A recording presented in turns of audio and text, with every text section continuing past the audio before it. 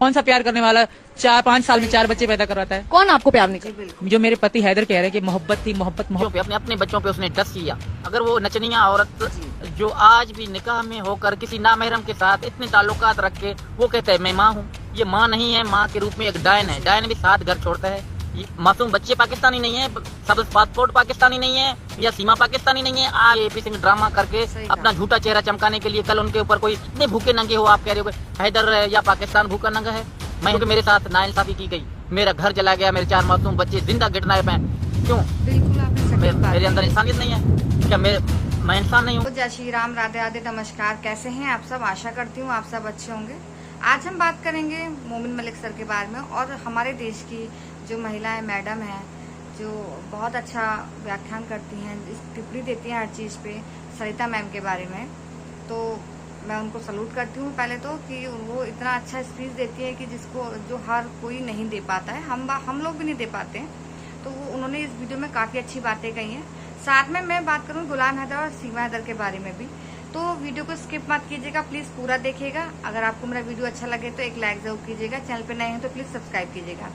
इसमें आपने मेरा पहले स्टार्टिंग में वीडियो देखा होगा, एक छोटी सी क्लिप देखी होगी कि सीमा हैदर बोल रही है कि कौन बंदा अपनी पत्नी से 4 साल में 4 बच्चे पैदा कराता है।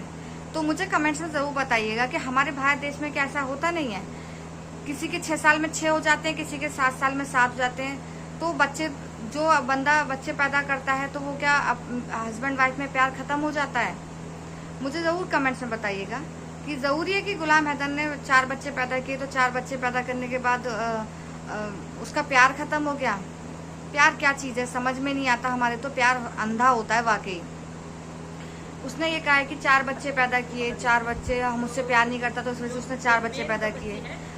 मैं जहाँ पर पली बड़ी हूँ, जहाँ पे मेरा जन्म हुआ है, वहाँ पे मैंने देखा है कि किसी के 8 साल में 8-8 बच्चे हैं, 9-9 बच्चे हैं और वो परिवार एकजुट होकर रह रहा है और उनके यहाँ कोई कमी भी नहीं रहती है। और इनफैक्ट दोनों हस्बैंड वाइफ में भी बहुत प्यार रहता है। तो ये ज़रूरी नहीं होता कि 4 बच्चे पैदा करने के बाद भी प्यार मोहब्बत कम हो जाती है। ये तो अपनी सोच के ऊपर है। भारत में आके क्या इसने बच्चा पैदा नहीं किया? क्या नहीं किया? बहुत कुछ ऐसी चीज़ें जो पाकिस्तान में नहीं की, भारत में की। तो ये तो देखने के नज़रिए के ऊपर है। और उसके बाद गुलाम हैदर का रिएक्शन है वो भी आपने मेरे इस वीडियो में देखा होगा। तो वीडियो को प्लीज़ आपसे गुजारिश है स्किप मत कीजिएगा, पूरा देखिएगा और ज़्यादा शेयर कीजिएगा ताकि सरिता मैम की जो वीडियो है उसमें मोमिन मलिक सर के भी काफ़ी चीज़ें खुलासे हैं। सरिता मैम ने पूरा डिटेल्स में बताया है कि मोमिन मलिक सर ने भी केस नहीं छोड़ा है। ये भी अफवाह हो रही थी कि मोमिन मलिक सर ने केस छोड़ दिया है और वो इस केस पे काम नहीं कर रहे हैं। ऐसा कुछ भी नहीं है, केस पे काम चल रहा है और वो अंदरूनी तरीके से चल रहा है। तो इस वीडियो में आपको सारी कुछ बातों की इन्फॉर्मेशन मिलेगी, वो सरिता मैम देंगी। तो वीडियो को बिल्कुल भी स्किप मत कीजिए, तभी आपको समझ आएगा।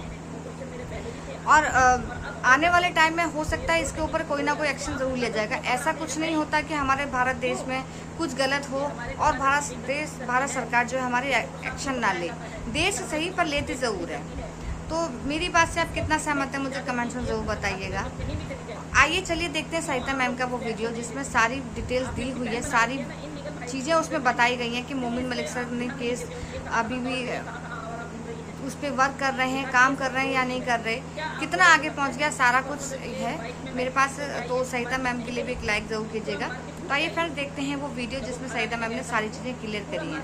ये बच्ची को पकड़ लेती है तो सही है। जो मेन जो बच्ची है वो इसी की है, जो इसके घर में ननद आई हुई है, जो ये हाँ ननद आई हुई है ना, वो उसी की है।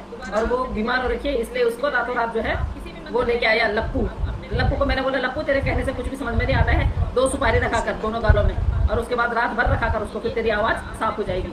क्योंकि अभी तूने जेल भी जाना है, जेल में तूने जो है गवाही देनी है। गवाही तो क्या ही देनी है, तूने बकवास करनी है।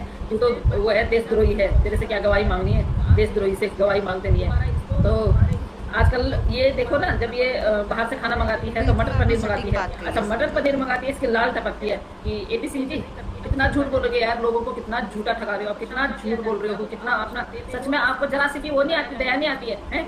आपको जरा सी भी दया नहीं आती है? एक तो आप इस 2 टके की औरत के लिए जो है हर जगह जहाँ पे आप जाते हो इसके लिए मुझे समझ में नहीं आया, कभी अपनी बहनों के लिए आपने इतनी प्रार्थना की? हाँ, कभी आपने अपनी बच्ची के लिए इतनी प्रार्थना की? आपकी मम्मी है, आपकी मम्मी इस दौर से गुजर रही हैं कि जिस दौर पे उनको तीर्थ स्थानों पे ले जाना चाहिए और तीर्थ स्थानों पे उनके लिए ही आपको यज्ञ कराना चाहिए, पूजा करानी चाहिए। क्या कभी आपने उनके नाम से पूजा करवाई? नहीं। मुझे आपसे कुछ क्वेश्चन करने हैं, वो क्वेश्चन मेरे पहले भी थे, अभी भी हैं और अब और ज्यादा हो गए हैं। जो ये 2 टके की भगोड़ी आ रही है, इसको आप गंगाजल क्यों पकड़ाते हैं भाई?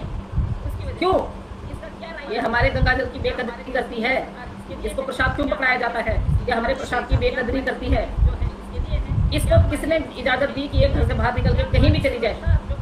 क्यों आप लोग इस पे एक्शन नहीं लेते हैं? आपने अपनी बहन बना रखी है ना, इनलीगल भाई की इनलीगल बहन, क्यों इस पे आप ध्यान नहीं देते हो कि ये कहाँ कहाँ दौड़ रही है, कहाँ कहाँ आवारा घूम रही है? दिखाती है सिर्फ रोड की है। क्या आप लोगों को लगता है कि परसों जब ये बाइक में बैठी थी तो क्या ये मार्केट नहीं गई? ये पूरा मार्केट घूम के आई है। जब वो खाना लेने गया था लप्पू, ये पूरा मार्केट घूम के आई है।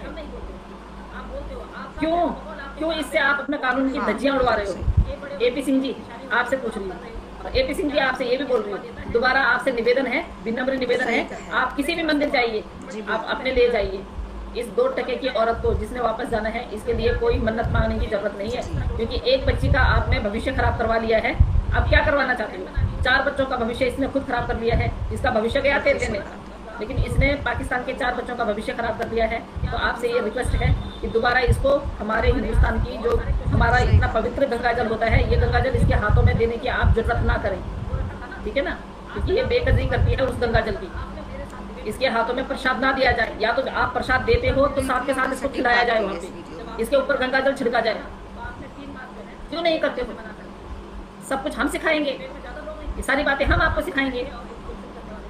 आप शुरू में बोलते थे ना, जब हम लोगों ने ये ऑब्जेक्शन उठाया कि भैया इस औरत को यहाँ पे नहीं रखना, 4 बच्चों को उनके मुल्क भेज दो, आपने क्या बोला? आप हमारे खिलाफ कंप्लेन करवाने के लिए जा रहे थे ना। आपने बोला कि मैं कुछ लोगों को, आपने 18 लोगों का नाम लिखा हुआ था जिसमें मेरा नाम तीसरे नंबर पे था। आप तो हमें फांसी की सजा दिलाना चाहते थे। सही कहा। आप तो हमें उम्र कैद की सजा दिलाना चाहते थे, एक 2 टके की भगोड़ी औरत की वजह से, जो इनलीगल आई हुई है, उसकी वजह से। इसका क्या राइट है देश में? क्या हमारे देश की सरकार इसके लिए है? क्या हमारे देश की पुलिस इसके लिए है? क्या हमारी सिक्योरिटीज जो है इसके लिए है? क्या हमारी एजेंसी जो है इसके लिए है? क्या हमारी सुरक्षा जो कर्मी है इसके लिए है? तो फिर हमने क्या यहाँ पे झक मारा है हिंदुस्तान में? अगर हिंदुस्तान में हम पैदा हुए हैं तो हमने क्या हिंदुस्तान में जन्म लेके झक मारा है? जो सारी सुविधाएं इसके लिए है, एक इनलीगल ट्रेसपासर के लिए। आप कौन सी दुनिया में जी रहे हैं? आपने सटीक बात करी। आप अपने आप को बोलते हो कि मैं वकील हूँ, आप बोलते हो, हम नहीं बोलते हैं। जब से निर्भया का केस आपने वो किया ना, तब से हम नहीं बोलते हैं। आप बोलते हो, आपका कहना बकौल आपके कि आप एक बहुत बड़े वो है वकील हो। ये बड़े वकील की निशानी होती है जो आप कर रहे हो। क्या आपको ये शोभा देता है? एक इनलीगल ट्रेसपासर को आप बड़ी जल्दी बहन बना लेते हो, ये शोभा देता है आपको? जबकि आप ये बोलते हो कि मैं कभी भी किसी से रिश्ता जोड़ता हूँ तो पहले उसको बहुत अच्छी तरह पकड़ता हूँ। 3 दिन में आपने बहन बना ली उसको, इतनी जल्दी? आपके परख, मतलब आपकी तो क्या बोलूँ, आपकी परख को क्या मिसाल दूं मैं आपके परख को? तो हमारे आपसे बहुत सारे क्वेश्चन थे। सबसे पहला क्वेश्चन तो मेरा आपसे ये होगा कि जब इसका नाम जब वो रखा था ना, आज तक आपने उस सवाल का जवाब दिया। आज तक आपने मेरे साथ डिबेट करने के लिए कभी हाँ ही नहीं बोला। आपने 3 बार मेरे साथ डिबेट करने के लिए मना कर दिया। जब आपने सरिता कठेर का नाम सुना ना, तो आपने 3 बार जो है डिबेट करने से मना कर दिया, जबकि डिबेट में ज्यादा लोग नहीं थे, सिर्फ आप और मैं थे और एक क्वेश्चन करने वाले थे।